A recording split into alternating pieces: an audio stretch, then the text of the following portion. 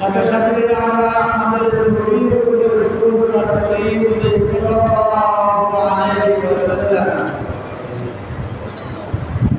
সম্মানিত হাজিরিন, আপনারা সকলে ভালো আছেন। আমরা আমাদের নবী সাল্লাল্লাহু আলাইহি ওয়াসাল্লামের জীবনী নিয়ে আলোচনা করতে করতে আমরা এই পর্যায়ে আসছিলাম যে আল্লাহর রাসূল দুনিয়াতে আসার সময় ওই মুহূর্তে আল্লাহ তাআলা কি কি অলৌকিক ঘটনা ঘটিয়েছিলেন, এই পর্যন্ত আমরা সপ্তাহে জেনেছিলাম। আর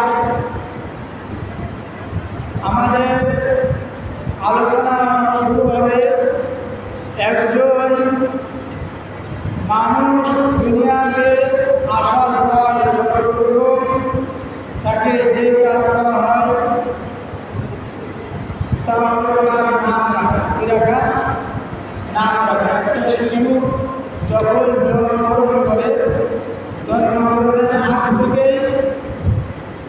ওই বাবা মা বা দাদা দাদি, ওই শিশুর গার্ডিয়ান যারা থাকে, তাদের জল্পনা কল্পনা হয় নাম রাখা নিয়ে। কী নাম রাখা যেতে পারে? ঠিক তদ্রূপী বিশ্বনবী, যিনি মানবতার সব থেকে সর্বশ্রেষ্ঠ মানব, তিনার মতো এরকম আর কোনো পৃথিবীতে কেমন পর্যন্ত আর আসবেও না। ওই বিশ্ব মানব পৃথিবীতে আসার আগে তার কী নাম রাখা যায় এটা নিয়েও ওইরকম ওইভাবে তিনার সে সময় যে গার্ডিয়ানরা ছিল, দাদা আব্দুল মুত্তালিব এবং মা আমেনা, এদের ভেতরেও ওই শিশুর নাম কি রাখা যায় এটা নিয়েও এরকম হয়েছিল।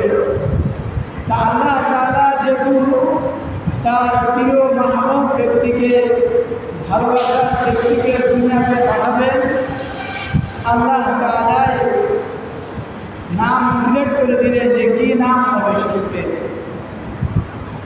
কীভাবে নাম সিলেক্ট করলেন?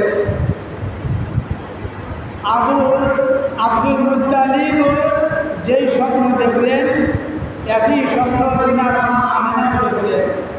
স্বপ্নের মাধ্যমে বিশ্বনবীর নাম নির্ধারণ করা হয়েছিল মুহাম্মদ। কিসের মাধ্যমে নির্ধারণ করা হয়েছিল? স্বপ্নের মাধ্যমে নাম নির্ধারণ করা হয়েছিল। আব্দুল মুত্তালিব যখন বিশ্বনবীর নাম রাখলেন মুহাম্মদ, তখন আরবের তৎকালীন সময় ওই লোকেরা আব্দুল মুত্তালিবকে বলতে লাগল, হে আবুল হারিস। আব্দুল মুত্তালিবের উপনাম ছিল, উপাধি ছিল আবুল হারিস, যেহেতু তার বর্তমানে আব্দুল হারিস, সেই হিসেবে মানুষ তাকে আবুল হারিস বলে ডাকত। তা বলছে, হে আবুল হারিস, তুমি এবং তোমার পিতৃপুরুষ, তোমার গোত্র ও তোমার বংশের মধ্যে আজ পর্যন্ত কেউ কারোর সন্তানের নাম মুহাম্মদ রাখেনি। তুমি এই শিশুটির নাম জানো মুহাম্মদ রাখলে। আব্দুল মুত্তালিব সোজাসুজিভাবে উত্তর দিলেন যে আমি এই শিশুটির নাম মুহাম্মদ এজন্যই রেখেছি যে এই শিশুটির প্রশংসা বিশ্বজাহানের প্রতিপালক আল্লাহ তাআলা এবং জমিনে ও আসমানে উভয় জগতের সকল সৃষ্টিজীব এই শিশুটির প্রশংসা করবে। এই আশায় আমি শিশুটির নাম রেখেছি মুহাম্মদ। বলেন সুবহানাল্লাহ। আর মুহাম্মদ নামের অর্থ হলো প্রশংসা করা। মুহাম্মদ নামের অর্থ হলো কি করা? প্রশংসা করা। এরপর আব্দুল মুত্তালিব তিনি মানুষদেরকে বললেন যে আমি তার নাম মোহাম্মদ কীভাবে রাখলাম। আমি একদিন শুয়ে আছি, হঠাৎ আমি স্বপ্ন দেখি যে আমার পিঠ থেকে একটি শিকল বের হচ্ছে, যেই শিকলের একটি দিক উপরের দিকে আর একটি দিক নিচের দিকে। কিছুক্ষণ পর ওই শিকলটি পশ্চিম দিগন্তে এবং পূর্ব দিগন্তের সকল জায়গায় বিস্তার লাভ করছে। এরপর ওই শিকল থেকে একটি গাছ বের হয়েছে। ওই গাছের পাতাগুলো এই পরিমাণ আলো দিচ্ছিল যে সূর্যের আলো থেকে 70 গুণ বেশি করে। এরপর ওই গাছের পাতায়, ওই গাছের ছায়ায় অনেক কুরাইশ লোকেরা এসে ওই গাছের ছায়ায় তারা আশ্রয় দিচ্ছে। ওই গাছের নিকটে অনেক কুরাইশ এবং আরবের অনেক লোকেরা ওই গাছের ছায়া তলে আসছে। কিছু মানুষ আবার ওই গাছটাকে কাটার জন্য আসছে। ওই গাছকে যখন কেউ কাটার জন্য আসছে, তখন কিছু যুবক ওই তাদের কাটা দেওয়া থেকে, মানে তাদের কাটা থেকে তাদেরকে বাধা প্রদান করছে। আমি এই স্বপ্নের ব্যাখ্যা যারা জানে তাদের কাছে আমি এই স্বপ্নের পুরো বর্ণনা তাদের কাছে করলাম। করার পর তারা ওই স্বপ্নের ব্যাখ্যা অনুযায়ী আমাকে বললো যে শিশুটি তোমার বংশে যে শিশু আসবে ওই শিশুর নাম রাখবা মুহাম্মদ। কারণ ওই শিশু যেন তেন শিশু নয়। ওই শিশু পৃথিবীতে আসার পর ওরকমভাবে তার প্রশংসা পূর্ব থেকে নিয়ে পশ্চিম, উত্তর থেকে নিয়ে দক্ষিণ, সমস্ত পৃথিবীর আনাচে কানাচে সব জায়গায় তার প্রশংসা ছড়িয়ে যাবে। বলেন না সুবহানাল্লাহ। তা আব্দুল মুত্তালিব বলে যে আমি এই হিসেবে এই শিশুটির নাম রেখেছি মুহাম্মদ। এই শিশুটির নাম রেখেছে কি? মুহাম্মদ। নবীজির মাতা সম্মানিতা আমেনা তিনি একদিন ঘুমিয়ে রয়েছে।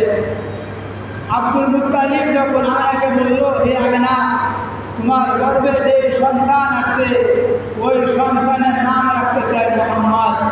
তখন আমেনাও বলল যে আমি রাত্রে শুয়ে রয়েছি, হঠাৎ আমাকে স্বপ্নে দেখানো হলো, হে অমুক, তুমি এমন এক সন্তানকে তুমি গর্ভে ধারণ করেছ, যে সন্তান হবে পৃথিবীর সব থেকে শ্রেষ্ঠ মানুষ, যে সন্তান হবে পৃথিবীর সকল মানুষের সর্দার, যে সন্তান হবে যখন কিয়ামতের ময়দানে প্রত্যেকটা নবী বলবে ইয়া নাফসি ইয়া নাফসি, ওই সন্তানই তখন সকল উম্মতের কর্ণধার হয়ে যাবে।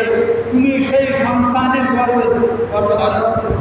এটা যেন তেন কোনো সন্তান নয়, তুমি ওই সন্তানের নাম রাখবা মুহাম্মদ। মা আমেনাকেও যখন একই রকম স্বপ্ন দেখানো হলো যে শিশুটির নাম মুহাম্মদ রাখার ব্যাপারে, ঠিক ওই রকমভাবেই ওই কুরাইশ বংশে যত মানুষ ছিল সকলকে আল্লাহ তাআলা ইলহামিভাবেই সকলের মনের ভিতরে, সকলের হৃদয়ের ভিতরে গেঁথে দিয়েছেন যে শিশুটি আসবে ওই শিশুটির নাম রাখা হবে মুহাম্মদ। ফলে শিশুটি যখন জন্মগ্রহণ করলো, ওই জন্মগ্রহণ করার সাথে সাথে সকলে নাম রেখে দিল মুহাম্মদ। বলেন না সুবহানাল্লাহ। এই শিশু মুহাম্মদ কেমন ছিল? সন্তান পৃথিবীতে আসার পর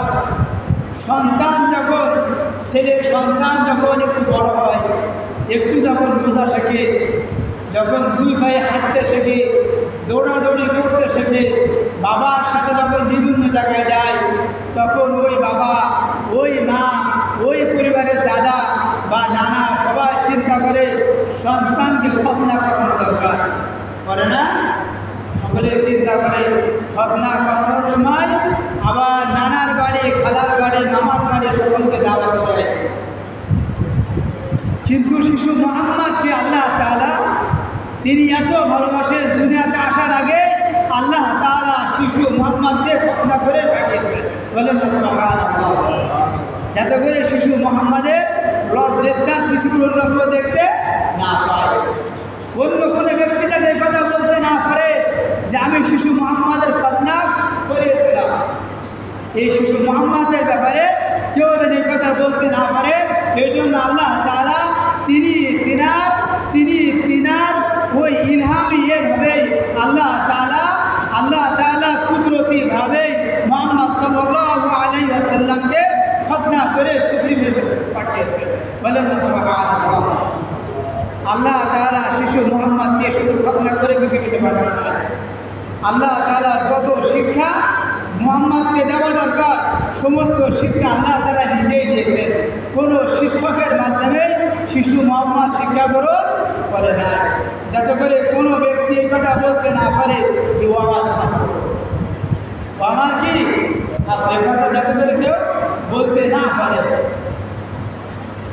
শিশু মুহাম্মদকে আজ যে আল্লাহ তাআলা যে নিজে হাতে লালন পালন করেছে তার সব থেকে উজ্জ্বল দৃষ্টান্ত হলো শিশু মুহাম্মদ পৃথিবীতে আসার 6 মাস আগে আল্লাহ তাআলা তার বাবাকে দুনিয়া থেকে নিয়ে গেছে। এরপর বয়স যখন 6 বছর হয় মা আমেনাকে আল্লাহ তাআলা নিয়ে গেছে। যে দাদার কোলে লালিত পালিত হচ্ছিল সেই দাদাকে আল্লাহ তাআলা নিয়ে গেছে, যাতে করে পৃথিবীতে কেউ বলতে না পারে যে শিশু মুহাম্মদকে আমি লালন পালন করছি, শিশু মুহাম্মদকে আমি দেখভাল করছি, এই কথা যাতে কেউ বলতে না পারে। শিশু মুহাম্মদ যে একমাত্র আল্লাহ তাআলা প্রিয় ব্যক্তি, আল্লাহ তাআলা যে তাকে সব থেকে বেশি ভালোবাসে, তার উপরে পৃথিবীর কোনো মানুষের করুণা যাতে না থাকে এই জন্য আল্লাহ তাআলা সব ব্যবস্থা আগে থেকেই করে রাখবে। বলেন না সুবহানাল্লাহ। আমরা হলাম সেই মুহাম্মাদের উপর। এই শিশু মুহাম্মদ যখন দুনিয়াতে আসলেন, তিনার নাম যখন নির্ধারণ করা হলো, ওই সময় আরবে একটা প্রচলন ছিল যে মুহাম্মদ সাল্লাল্লাহু আলাইহি ওয়াসাল্লাম তো শহরে তিনার জন্ম হয়েছে। ওই সময় একটা নিয়ম ছিল, শহরে যারা জন্মগ্রহণ করে তাদেরকে গ্রামে পাঠিয়ে দেওয়া হতো দুধ পান করানোর জন্য। কারণ শহরে অনেক জেলার মানুষ থাকে, অনেক ডিস্ট্রিক্টের মানুষ থাকে, শহরের ভাষাটা একরকম থাকে না, এক এক ডিস্ট্রিক্টের ভাষা এক এক রকম। শহরে যেহেতু সব ডিস্ট্রিক্টের মানুষ শহরেই থাকে, যেমন ঢাকা শহরে ময়মনসিংহের লোক থাকে, যশোরের লোক থাকে, বরিশালের লোক থাকে, নোয়াখালীর লোক থাকে, অনেক ডিস্ট্রিক্ট, সব ডিস্ট্রিক্টের লোক ঢাকা শহরে আছে। সব ডিস্ট্রিক্টের ভাষা কি একরকম? সব ডিস্ট্রিক্টের ভাষা একরকম নয়। শহরের ভাষাটা হয় সকল ডিস্ট্রিক্টের ভাষা মিলে একটা জগা শুদ্ধ ভাষা হয়। এই জন্য ওই আরবেও ওই সময় এরকম ওই শহরে সব ডিস্ট্রিক্টের মানুষ ওই শহরে বসবাস করত। তা ওই শহরের মানুষ কী করত, যেহেতু শহরে অনেক মানুষ বসবাস করার ফলে ভাষাটা শুদ্ধ ছিল না, অনেক রকম ভাষা ছিল। এই জন্য ওই সময় নিয়ম ছিল যে ভাষাগতভাবে ভাষাটা যেন ঠিকভাবে হইতে পারে, এই জন্য শহরের মানুষকে গ্রামে পাঠিয়ে দিত। ছোট ছোট শিশু বাচ্চাদেরকে গ্রামে পাঠিয়ে দিত দুধ পান করার জন্য। এবং শহরের তুলনায় গ্রামের আবহাওয়া অনেক ভালো, শহরের তুলনায় গ্রামের আবহাওয়া অনেক ভালো। এই সুন্দর আবহাওয়ার কারণে শিশু যেন সুন্দর আবহাওয়ায় ভালোভাবে বেড়ে ওঠে, ভাষা যেন সুন্দরভাবে শিখে আসে, এই জন্য শিশুদেরকে শহর থেকে গ্রামে পাঠিয়ে দেওয়া হতো। ঠিক সেইভাবেই শিশু মুহাম্মদকেও গ্রামে পাঠিয়ে দেওয়া হলো দুধ পান করানোর জন্য। কীভাবে পাঠানো হলো? যে বনি সাদ গোত্র, কোন গোত্র নাম বললাম? বনি সাদ গোত্রের লোকেরা তারা এই মক্কা নগরীতে প্রতি বছর আসতো। প্রত্যেক বছরে তারা এই মক্কা শহরে আসতো, এসে দুধ পান করা শিশুদেরকে তারা নিয়ে যেত দুধ পান করানোর জন্য। তা ওইবার ওই বনি সাদ গোত্রের সাথে হালিমা সাদিয়া রাদিয়াল্লাহু তাআলা আনহা তিনিও আসলেন দুধ পান করানোর জন্য শিশুদের।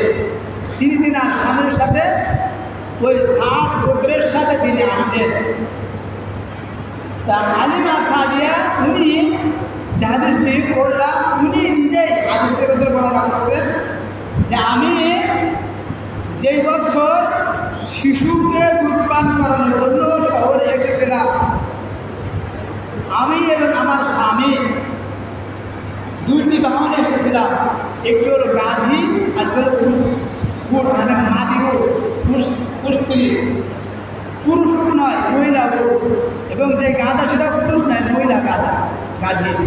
উনি বললেন আমরা যে উটি করে আসলাম, যে মহিলা যে উটনিতে আমরা আসলাম, ওই উটনি এত জীর্ণ শীর্ণ ছিল যে তার উড়ান থেকে এক ফুটা দুধ আসতো না।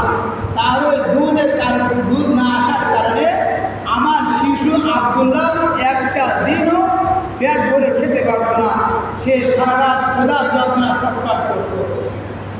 তারপর আমরা যেই গাদির পিঠে আসলাম, সেই গাদিটি ছিল অনেক দুর্বল। আমাদের কারণে আমরা যাদের সাথে এসেছিলাম তাদের অনেক কষ্ট হচ্ছিল,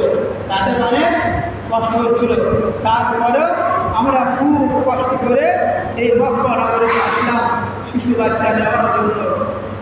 আমাদের সাথে যারা আসলো তাদের সকলের কাছে শিশু মুহাম্মদকে দেওয়া হলো। তারা সকলে শিশু মুহাম্মদকে প্রত্যাখ্যান করল, দিল না। কারণ একটাই, যে এই শিশু ইয়াতীম, এই শিশুকে যদি দেয় তাহলে আমরা ওই রকম উপঢৌকন পাব না। একজন ধনবান ব্যক্তির সন্তানকে যদি দুধপান করায়, যেই পরিমাণ উপঢৌকন পাব, এই ইয়াতীম বাচ্চাকে যদি নেই ওই পরিমাণ উপঢৌকন আমরা পাব না। এই চিন্তা করে ওই কাফেলার কোনো মহিলা কেউ নেয়নি শিশু মুহাম্মদকে। হালিমা সাদিয়া তিনিও বলেন আমাকে দেওয়া হলো, আমাকে বলা হলো, আমিও নিতে রাজি হইনি। সর্বশেষ আমার অবস্থা এমন হলো যে আমি কোনো সন্তানই পেলাম না। সবাই সন্তান নিয়ে গেছে, একটা সন্তান বাকি আছে। আর আমিও এমন একজন ব্যক্তি যে সবাই সন্তান নিয়েছে, আমিও সন্তান দিতে বাকি আছে। আমি আমার স্বামীকে বললাম যে খালি হাতে ফিরে যাওয়ার চেয়ে ওই ইয়াতীম শিশুকে দিয়ে যাওয়াই অনেক ভালো হবে। ওনার স্বামী বললেন, দেখো তুমি যেটা ভালো মনে করো ওটাই করো। তা ওই হালিমা সাদিয়া তিনি গেলেন বিশ্বনবীর মায়ের কাছে, ওই ঘরে গেলেন। যাওয়ার পর বলছে যে ঠিক আছে, যেহেতু আমি কোনো সন্তান পাইনি, তাহলে আপনার ওই একদিন সন্তানকে আমাকে দেন, আমি এটাকে নিয়ে যাই, আমি দুধ পালন দুধ দিয়ে 2 বছর পরে আমি তাকে আবার দিয়ে যাব।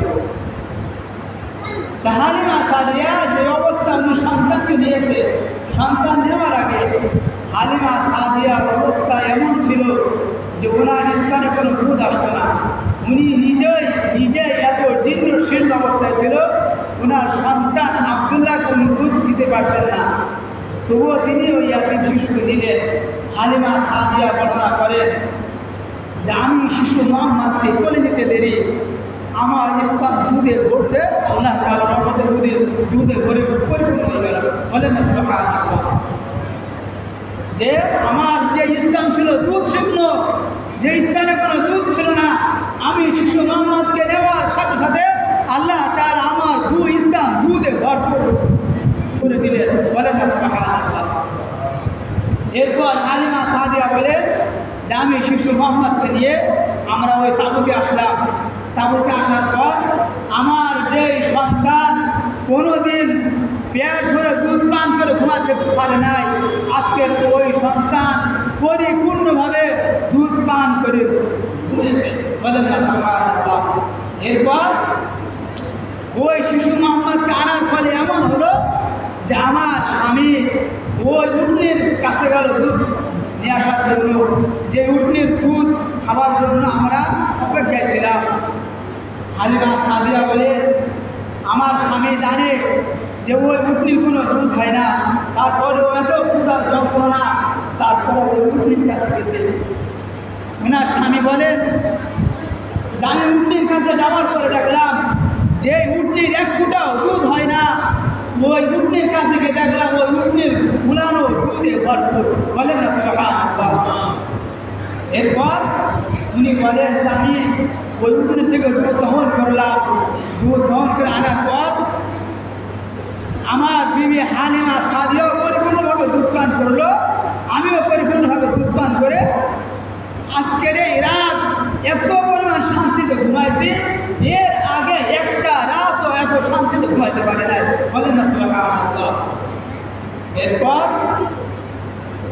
ওই হালিমা সাদিয়ার স্বামী বলছে যে হে হালিমা, আমি আগে ধারণা করেছিলাম যে মনে হয় আল্লাহ তাআলা এই শিশুর বদৌলতে আমাদেরকে পরিপূর্ণ বরকত দান করবেন। বিবি হালিমা বললেন আমিও এমনটা ধারণা করেছিলাম, বলেন না সুবহানাল্লাহ। এরপর রাত্রে ওখানে থাকলেন মক্কা নগরীতে তাঁবুর ভিতরে। থাকার পর ওনারা এবার রওনা দেবেন ওনাদের গোত্রে যাওয়ার জন্য। যেই উটনিটি এসেছিল, যেই উটনির কারণে ওই কাফেলার সকলের কষ্ট হচ্ছিল, কারণ ওই উটনিকে চাবুক মেরেও সামনে আগানো যাচ্ছিল না, অনেক আস্তে আস্তে আসছিল, যার ফলে গোত্রের সকল লোকদেরকে কষ্ট হচ্ছিল। আর আজকে যাওয়ার সময় হালিমা সাদিয়া বলেন আমি যে উটনিকে চাবুক মেরেও সামনে আগাইতে পারছিলাম না, শিশু মোহাম্মদকে নেওয়ার ফলে ওই উটনি এবং ওই গাড়ি এমন জোরে গেল যে আমার কাফেলার কোনো উটনি ওই উটনির সাথে দৌড়ে আর পারছিল না, বলেন না সুবহানাল্লাহ। তখন আমার কাফেলার সকল লোকজন বলতে লাগলো কি রে হালিমা, এটা কি সেই বাহন যে বাহনে আসার ফলে আমাদের অনেক কষ্ট হয়েছে, যে বাহনে তুমি আসতে পারছিল না, এটা কি সেই বাহন? আজকে যে বাহনকে তুমি আমাদের সকল বাহনকে উপেক্ষা করে আমাদের সকল বাহনকে তুমি পিছনে ফেলে তুমি আমাদের সকলের আগে চলে যাচ্ছ, এটাই কি সেই বাহন? কি হলো আজকে তোমার? বিবি হালিমা সাদিয়া আরো বলেন যে আমি গোত্রে যাওয়ার পর ওই গোত্রের সকলের উট, সকলের বকরি রাখাল্লা মাঠে দিয়ে যায়, দিন শেষে আসে। ওই বছর ছিল অনেক দুর্ভিক্ষ, সকলের উটনি, সকলের দুম্বা গোলাম থাকতো খালি, পেট থাকতো খালি, দুধে করে ভরপুর থাকতো না। কিন্তু আমার দুম্বা, আমার উটনি যেখানে যায়, যেই ময়দানে যায়, সকালে যায়, দিন শেষে আসে গোলানে ভরপুর। হালিমা সাদিয়া বলেন ওই দুধ শুধু আমি একা পান করি নে, আমি তো নিজে পান করি, আমার আশপাশের আমার প্রতিবেশীদেরকে আমি দুধ তুলে দিই। আমার গোত্রের আরও লোকজন এসে আমাকে বললো কী ব্যাপার হালিমা, তুমি তোমার রাখালগুলো, তুমি তোমার এই বাহন, তোমার এই প্রাণীগুলো, এই উটনিগুলো তুমি কোথায় রাখো? তখন তাদের রাখালদেরকে বললো হে রাখালেরা, হালিমার রাখালরা যেখানে তাদের বকরিগুলো চড়ায় তোমরাও সেখানে তোমাদের বকরিগুলো চড়াও। তাদের রাখাল্লা হালিমা রাখাল যেখানে বকরি চড়ায়, উট চড়ায়, তাদের ওই রাখাল্লা তাদের প্রাণীগুলো ওখানে নিয়ে দিয়ে গেল। কিন্তু আসলে কি ওই ঘাস, ওই লতা পাতা খাবার ফলে কি দুধ আসে, নাকি শিশু মোহাম্মদের ফলে হালিমা সাদিয়ার ওই প্রাণীগুলোর দুধ আসে? আল্লাহ ওই ঘাসের ফলে দুধ আসে না, দুধ আসে তো শিশু মোহাম্মদের বরকতের কারণে। ওই রাখালেরা ঠিকই তাদের প্রাণীগুলো নিয়ে যায়, তাদের পশুগুলো নিয়ে যায়, দিন শেষে দুধহীন অবস্থায় আসে, দুধ গুলানে থাকে না। কিন্তু ঠিকই হালিমা সাদিয়ার পশুগুলো সকালে যায়, দুধ খালি হওয়া অবস্থায়, বিকালে আসে দুধ পরিপূর্ণ অবস্থায়, বলেন না সুবহানাল্লাহ। এই ছিল শিশু মোহাম্মদের, আল্লাহ তাআলা শিশু মোহাম্মদের বরকত দিয়েছিলেন। যে যেখানে গিয়েছে সেখানে আল্লাহ তাআলা পরিপূর্ণ বরকত দিয়ে দিয়েছেন। নবীজি সাল্লাল্লাহু আলাইহি ওয়াসাল্লাম তিনজন ব্যক্তির দুঃখান করেছেন। এক হলো তিনার মা আমেনা, 2 নম্বর হলো হালিমা সাদিয়া, আর 3 নম্বর হলো সুয়াইবা, যিনি আবু লাহাবের বাদী ছিল। আবু লাহাবের বাদী ছিল। এই আবু লাহাব তিনার বাদীকে নবীজি সাল্লাল্লাহু আলাইহি ওয়াসাল্লাম যেদিন জন্মগ্রহণ করেছিলেন খুশিতে বাগবাগ হয়ে তিনি তিনার বাদীকে ওই দিন আজাদ করেছিলেন। আবু লাহাব বলে, আমি খুশিতে যে আঙুলের ইশারা দিয়ে বাদীকে যে আজাদ করেছিলাম, একজন ব্যক্তি স্বপ্ন দেখে যে আবু লাহাবের অবস্থা নিয়ে। তখন আবু লাহাব বলে যে আমি মরার পরে অনেক কষ্টই আছি, কিন্তু আমি এই আঙুলের ইশারা দিয়ে নবীর বিশ্ব মানে ওই মুহাম্মদ আসার পরে আমি যে আঙুলের ইশারা দিয়ে আমি আমার বাদীকে আজাদ করেছিলাম, ওই আজাদ করার ফলে আল্লাহ তাআলা আমাকে ওই আঙুলের এতটুকু পরিমাণ আমাকে প্রতিদিন পানি পান করাবে। বলেন না সুবহানাল্লাহ। ওই এতটুকু পরিমাণ শাস্তি আমার উপর হয়। এটা হলো শিশু মুহাম্মাদের কি বরকত, এটা হলো শিশু মুহাম্মাদের কি বরকত। তো সম্মানিত হাজিরিন, সময় হয়ে গেছে। আমরা এভাবে করে এই 2টি মাস আমাদের মুহাম্মদ সাল্লাল্লাহু আলাইহি ওয়াসাল্লামের পূর্ণ জীবনে আমরা শুনবো। তা এখন আমাদের সুন্নত নামাজ পড়ার সময় হয়েছে। আমরা সকলে সুন্নত নামাজ পড়ে ওয়া আখিরু দাওয়ানা আলহামদুলিল্লাহি রাব্বিল আলামিন।